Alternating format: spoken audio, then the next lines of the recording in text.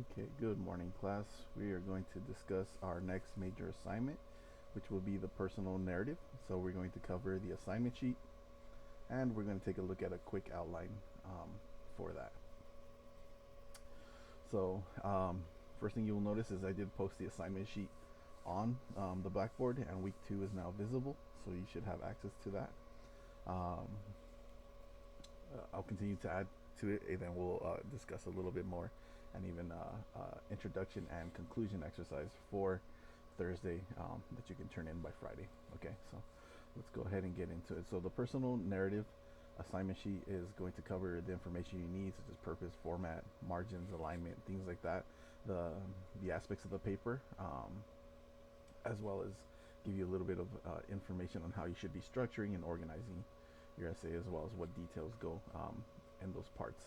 So since this is going to be our first major essay, it's going to be a significant grade. So I want to make sure you all do your best with it. Okay, so with that being said, let's cover the purpose. Of course, the purpose of the personal narrative is to reflect upon your own personal growth or life-changing events. For this narrative, you should focus on one experience and the details leading up to it, or as a result of the event that impacted your life. So, this experience can be either negative or positive, but it should lead to a deepened understanding of who you are as a person or the way you view personal relationships. Your essay should contain a cohesive narrative that has a beginning and an end while focusing on the major events in your life. Um, correct that. Leading up to this big change. So make sure to tell your story using the first person perspective. This means you should be using I, me, and uh, myself when referring to yourself. Okay. So part of this is the personal nature of the experience, right? I don't want you telling me someone else's experience, because then it wouldn't be a personal narrative. It would just be a narrative, you narrating someone else's life. And so, in order to make it personal, you need to include that first person perspective.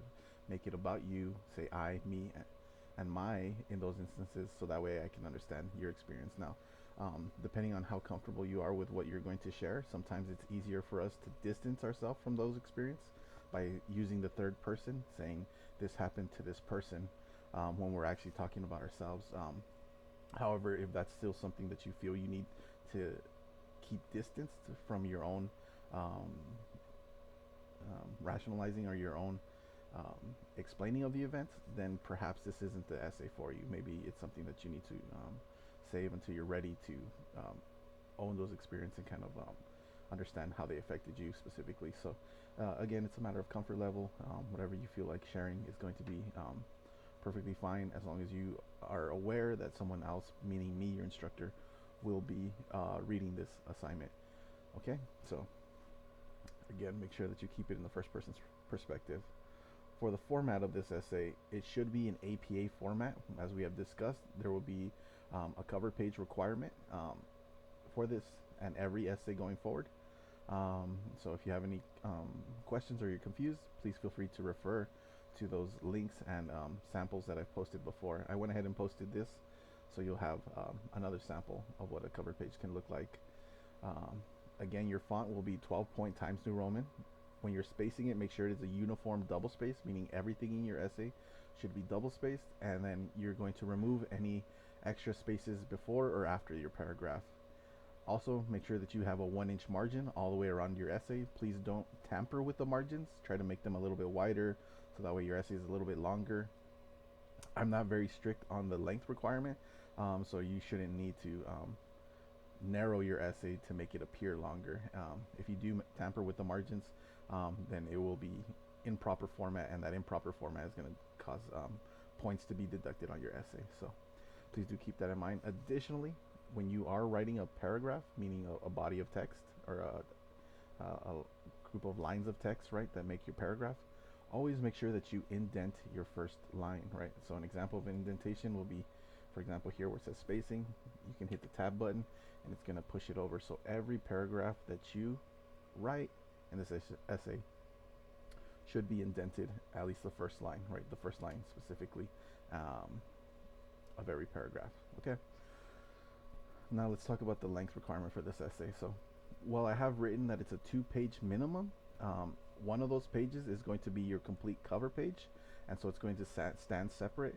However, the most important aspect about the essay itself is that it needs to have 5 fully developed paragraphs, including an introduction, 3 body paragraphs, and a conclusion. So if you can fit all of this and it's done well in one page, then that's how you get to the minimum of 2 pages of an essay. However, more than likely you're not going to be able to do that effectively, meaning that you're going to be leaving stuff out, you're going to be jumping to conclusions, or you're going to have some undeveloped ideas in those intro, body, or conclusion paragraphs if you just do 2 pages, right? So ideally it should be 2.5 to 3 pages, as long as you're fully developing your paragraphs. So again, I'm not saying it can't be done. That's why the minimum is 2 pages, um, including the cover page.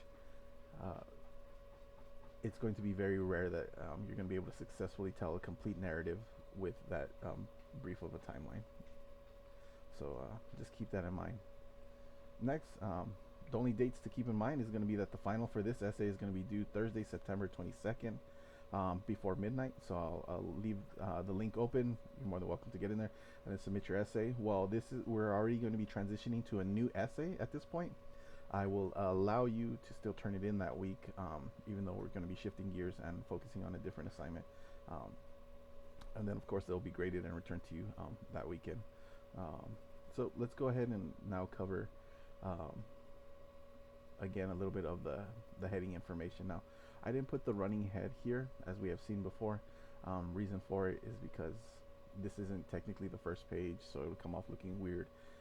But remember that yours is going to require a running head. But as always, you're going to start with your title in bold. You're going to enter twice, right? So you're going to go 1, 2 to get to where you have your author's name. That's going to be you, the student's name. Then you're going to put the Department of Communication, comma, El Paso Community College, right? So this is information about the school itself. Underneath that, you're going to have the course information, English 1301, Composition 1. And below that, you're going to then have your instructor's name. You can put Mr. Tinajero or Ricardo Tinajero. Both will be acceptable. And then underneath that is going to be the due date for this assignment, right? So this is September 22nd, 2022. And then as a brief author's note, if you want to include a line or two, again, the author's note is optional. I will not be requiring that you have to have one, but if you do choose to use one, remember that the things that you will put in this line underneath author note is going to be like either a brief summary of the essay in a few lines, or you can put a few keywords, things that are going to stand out, right, about your personal experience.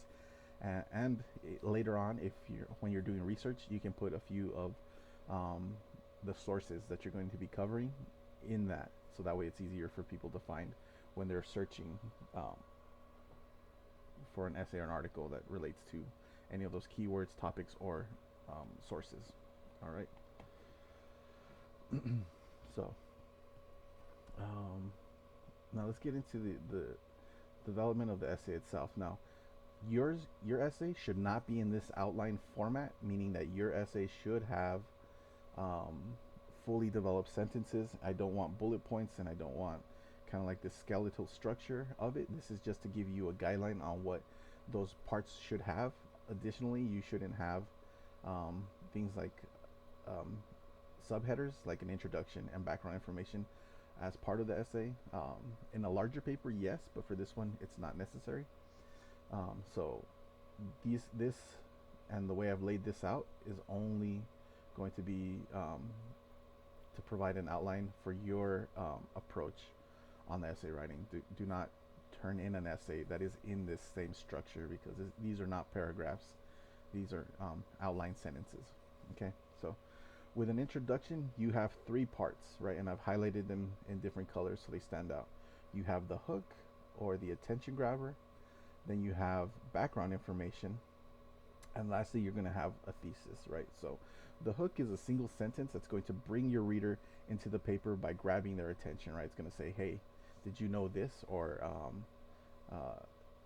provide some sort of statistic, right? Or an interrogative, meaning a question. Now, the question that you ask is usually more for like presentations where you're doing public speaking, because when you ask somebody a question, usually you get a response, which means that even if they don't answer out loud, they're starting to think about the question that you're asking, and that brings them immediately into the subject that you're going to be presenting on or talking about. However, it can be done, um, but it should be not a question that you really are looking for an answer for, right? Like, what is the meaning of life? Like, no one can answer that. It should be a rhetorical question, something that you're asking, but then you're going to provide more information about, so that way they don't have to just completely guess on what it is the answer is going to be. Excuse me, I'll just take a drink of coffee here. Another thing you can use is, of course, you provide a shocking statement, something that's going to um, maybe wake your reader up and not, and have them kind of like shocked at the situation. The paper that I've based this off of, right? It says going Bruce Banner on Dr. Bruce, would have a shocking statement such as, um, not many people can say they almost fought their instructor or professor, and that immediately is going to grab a person's attention. They're going to be um, shocked, if you want to say it that way, that it happened, and they're going to want to know more about the details and events surrounding it. So um, that's one way of introducing. Now, you only have to use one of the three. Do not try to use all three in a single hook. You're doing too much. It's just a single sentence that can do any one of these three things, but not all of them. And the last one is going to be a statistic, right? So it's going to provide some information, specifically a number that most people would find also shocking, or they would disbelieve it, meaning that they can't believe that that's true. And so always make sure that that statistic is founded in truth. For example, you could say something like 65% of marriages end in divorce. Most people who have a happy household or don't haven't experienced divorce in their life will then be like, "What, is that true?" So you can provide some of those statistics just to bring them in again, but just choose one of them, not all of them. Next, we have as part of the introduction is going to be the background information. And so this is going to be any information that is relevant to the experience that you are going to be covering, or anything that they need to know going into that experience and understanding it. So the background information should be more than a single sentence, right? If you're going to be talking about um, perhaps a parent separation, or in my case, I would be talking about kind of this conflict I had with a professor.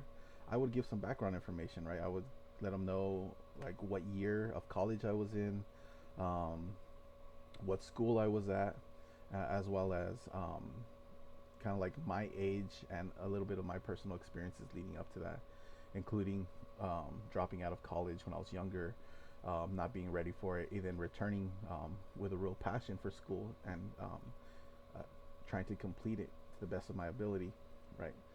That's some background information I can provide. It's not necessarily um, related to the event itself, but it's stuff that's going to help set the framework or the setting for the story to take place, right? Um, in this case, your personal narrative. So just go ahead and keep those things in mind when you're creating the background information. Don't give too much detail. Don't make it more than just a few lines, a few sentences, I should say. But do stick to the pertinent or the important information. Okay. So things you can consider in the background information is detailing the time and place, right? That means setting a temporal and physical setting for your narrative, so that way we can understand. Okay, this was height of the pandemic, right? In 2020, this is when everything was shut down. Or if it's before that, then we understand that this is pre-pandemic, maybe an elementary school experience or middle school, right? So we understand that there's a little bit of there's more of a adolescent nature to you, the storyteller, and what you're experiencing, so we can understand that it's going to be have a different effect on you at that age. Or you can also include a preceding event, right? So if you were going to talk about a surgery that that really changed your life, whether it was something to do with mobility or maybe an illness that you had that required the surgery, maybe you can set the stage by talking about a experience or event that precedes it, right? Maybe when you were younger, you had a bad accident that you didn't realize was going to affect the way that you walked or that you experienced the ability to run. So all of that can be presented or established in the background information, especially if we're going to talk about like the surgery on the hip or knee, which then has changed you and your outlook on life by relieving you of pain and um, giving you more physical ability than you thought you had before. But again, since that's the event we're going to be focusing on, maybe part of the background information can be something that led up to it, or maybe an instance where you felt sick and you didn't realize why, and then it turned out to be something a little bit more serious later down the line. For example, I could even provide one where the experience that I underwent was having a pulmonary embolism, um, and one of the preceding events that I should have paid attention to but didn't because I was younger, was a sort of swelling and tenderness in my leg, uh, implying or meaning that I might have had a blood clot in my leg that I didn't pay attention to, that I didn't do anything about. Rather, it wasn't until it finally dislodged from my leg and hit my lung that I finally needed emergency medical treatment.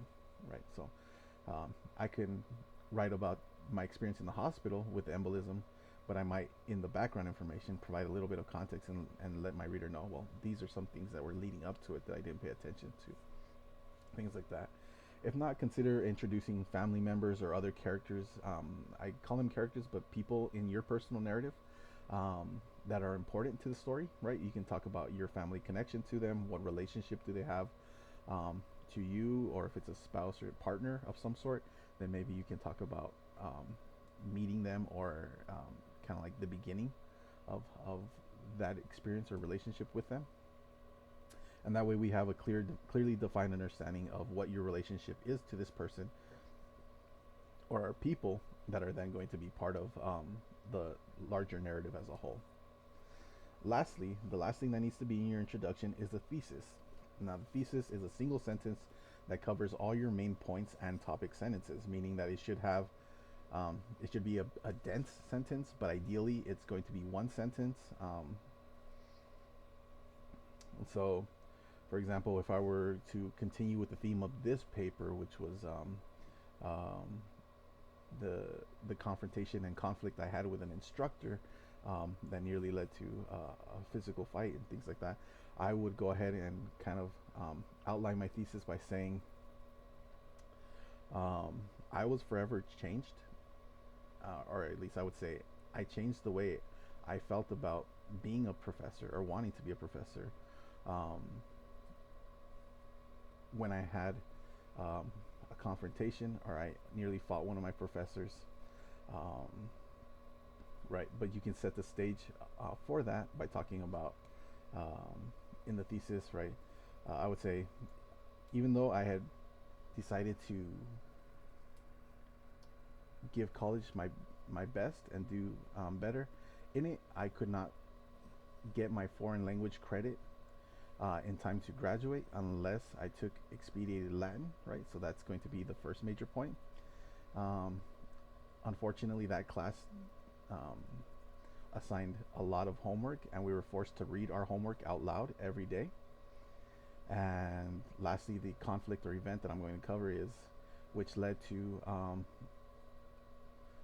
my instructor criticizing me when I couldn't uh, c- translate a certain line and insulting my manhood or insulting my masculinity, right?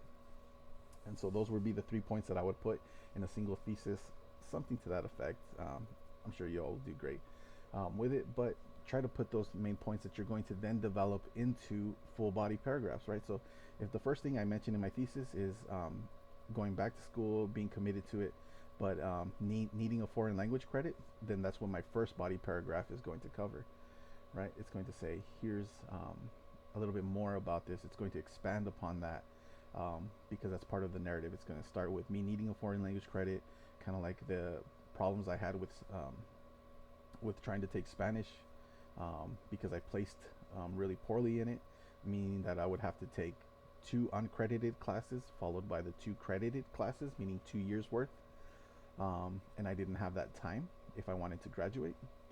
So I ended up taking a year's worth of Latin, which would give me the full foreign language credits, right? So that's kind of what I would focus on my first topic, body paragraph. The second point that's talking about the homework in that class is going to then, it's going to be a body paragraph that's focused on that issue itself, right? I'm going to talk about the expectations for the class, how the homework was handled, the fact that we had to read everything out loud as he called on us. And then that's going to set the stage for the crux, right? The main issue, which is going to be my third body paragraph, is where the conflict happens. And then I'm going to then analyze and kind of create a little bit of resolution, talk about, okay, this is what happened after that. And anything else I can kind of cover in the conclusion. So remember, the thesis is going to have 3 points that you're then going to follow and develop into full body paragraphs, right? And so speaking of which, when we get to the body paragraph, you are going to have a full topic sentence. That topic sentence should present the event or detail that you're then going to expand upon in greater detail. So again, thinking on the thesis we just talked about, my topic sentence would say something about, to the effect of being halfway into my junior year and close to graduation, into my senior year, I realized that I needed to take a foreign language class, and the only ones that would be available to me that I could complete in a single year was expedited Latin, and that's the topic sentence, right? Then I would provide more detail. I would kind of fill out the information. I would talk about talking to my counselor, having to make the decision to join it, only the class only being offered by one instructor only, and then once I have that detail, right, kind of like setting the groundwork for the event itself, I can then take a step back and analyze it. I can reflect upon that experience. I could tell myself, knowing that I was not very proficient in Spanish, I should have given myself more time to complete those credits or taken them during summer, so that way I could have caught up to where I needed to. But at the time, I knew I didn't like Spanish class, and so I avoided it. I procrastinated, whatever it was, which ultimately could have been avoided, right? So I've taken a step back. I've taken a look at what I've just detailed, and I'm now analyzing, or I'm explaining. I'm kind of like internalizing it and then verbalizing it, meaning this is what happened to me, and here's what I could have done differently, or here's how it affected me at the time. So that's what the analyzation part is going to do. Afterwards, you have the transition sentence, right? So the transition is going to connect that idea that we just discussed and then lead us to the next one, right? So it's going to say, while I unfortunately had to, while I was fortunate enough to get into my foreign language class and take it, I would then regret it because of the workload that it would require, right? So not saying much, it's just kind of saying, having to take the class and then talking about the workload, right? And that's what my second body paragraph is going to take a look at. So you can apply all the same bullets for topic sentence, supporting detail, analyze, and transition sentences to body paragraph 2. I just didn't want to make my outline any more dense than it was. But you can apply the same to it, right? But this topic sentence would focus on the workload, right? As soon as I started the class and we were told to read 15 pages of Latin and translate them for our next class, I knew I was in trouble, because it wasn't just a few lines of Latin that we focused on. It was a complete translation process, and all the help we would have was going to be in researching and reviewing the book, the textbook that was provided to us. There's very little lecture, right, or something like that. So I would have a topic sentence kind of detailing that or explaining that, and then I would provide more detail about the homework specifically, right? I would talk about how I would get I would go home from school, start my translations. I would, maybe this was my mistake, I would fall asleep at some point, and then I would wake up by 5:30 or 6 to be at school by 7 a.m. Even though my class wasn't until 9, so I could desperately try to finish my translations, right? And so I'm setting the stage. I'm talking about how much work I went into it, and occasionally having to skip some when I didn't quite understand or know how to translate. I would skip a line and I would move to the next and then continue my translations, right? And so that's setting up that detail, providing all the information my reader's going to need. And then once I have that detail, I analyze. I take a step back. I say, um, I shouldn't have taken the easy way out, perhaps, right? By skipping the hardest parts. I should have made sure to focus on them first, and that way I could have um, completed the work by leaving the easier parts towards the end, right? Maybe that's a little bit of my bad, right, or mistake on my part, and I can admit it now that I've taken a step back from it. But ultimately, the transition is going to say um, something along the lines of, "Well, I did my best to complete the work. I didn't complete everything." And it was on one of those occasions where he asked me about one of the lines I failed to translate, that he called me out, right? And that's boom. That's going to lead us to the topic sentence about being called out, but not just for my lack of work ethic, but also um, my manhood, right? The professor said something to the effect of, like, if you don't know it, then just be a man and admit to it. And of course, being a young man at the time, um, I didn't take it very well, right? I stood up in class, not knowing what I was gonna do. It was either I was gonna fight this guy or I was gonna walk out. Ultimately, I sat back down, finished the class, and then part of the supporting detail would be the email I wrote to the dean, not actually sending it to the dean, but instead talking to the professor one on one about the events that happened, and ultimately coming to the understanding that it was inappropriate, and as a result, I never had to read my homework out in class. And um, since the reading the homework was how we got graded, I effectively didn't have to do any more work for the class, and I passed that semester and the following semester without doing anything. So, not exactly the moral I want to put out there for y'all, um, but this is, again, would be my personal narrative and kind of my experiences. So the only thing that's going to be different for body paragraph 3 is there's no transition sentence, meaning that there's no other paragraph that I need to get to, so there's nothing I need to connect to, meaning all we have to do then is get to the conclusion. And with that conclusion, you're going to restate your thesis. That means going over your main points, right, that you had in your original thesis. However, do not just copy and paste or restate it the exact same way. Make sure that you vary up the points, right? You can go point 3, point 1, point 2, or you can go point 2, point 3, point 1, or you can go point 1, point 2, and point 3, but make sure that you're saying these things with different language to avoid self-plagiarism or accidentally pretty much copying and pasting from the thesis, okay? Next, you want to summarize those main points, right? That means you're going to cover the details again, but in brief couple of sentences. Just summarize all the events that happen. And then lastly, you want to leave some significance for your reader. That means you're going to want them to take something away from the lesson or moral or event that changed you, right? You want to leave them with something to think about, and when they put down your paper, they carry with them an understanding of kind of like the effect and damage that some things in our life have that changes, or the positive and hope, if you want to call it that, that we sometimes develop, right? Work ethic, morals, whatever it is that we develop, that's something that you're going to want to impart to them. So always leave some greater significance, something for them to think about. In my case, I would probably put it like, this forever changed how I perceive myself being a professor and the kind of relationships I want to have with my students. Never do I want that sort of visceral sort of dislike for someone to ever happen with my students, things like that, right? And so when they walk away, they're like, okay, so he really is more concerned about his students than perhaps the old school professors ever were. If that's what you walk away with, hopefully then that's what, because that's what I was trying to convey.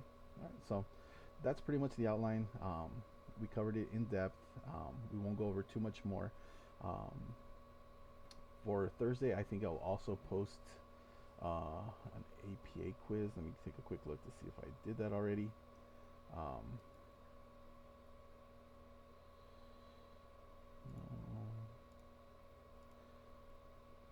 and yeah, so there will also be a quiz that I will post on Thursday, just covering the APA cover page information. That's really all you're going to need, right? So just keep an eye out for that, and then I will upload another lecture on Thursday, detailing thesis, introduction, and conclusion. Um, because by next week we should have a draft of that that you're going to turn in online, and I will provide you feedback for. Okay. So if you have any questions, please feel free to reach out to me, and I'll get back to you as soon as possible. Thanks, and have a great day.